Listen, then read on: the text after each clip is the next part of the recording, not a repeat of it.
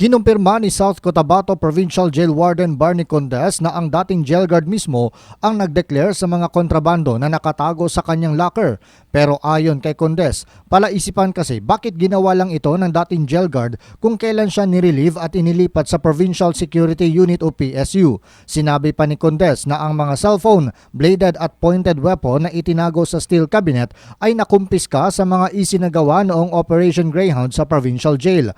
Ayon kay Condes, hindi nito batid kung ano ang plano sa nasabing mga kontrabando na dapat sana ay noon pa nadeklara at na-dispose na maaari anyang pananabutahe. Retired police ako, kag dira ko nagdugay sa Intel, balang kong laro diri, damo sa illegal activities. Nang mga drug financier, siyempre dako ang nadula nga kwarta sa ila, kay ang info, 1 ka kilo kada semana gasulod nga droga, diri nga shabu. Ginapasulod, kag ginapagwa, kag ginabaligya. Sabo ang iban nga mga jail guard. Buo mo na nga nagsubutay sila, kay mauntat ng ilang nga laro. Si South Cotabato Provincial Jail Warden Barney Condes, binigyang diin ni Condes na para mabago ang maling sistema, kailangan ng overhaul sa nasabing pasilidad. Sinimulan niya anya ang mga ito sa serye ng mga lectures at madalas na paninita sa mga jail guards na may maling ginawa.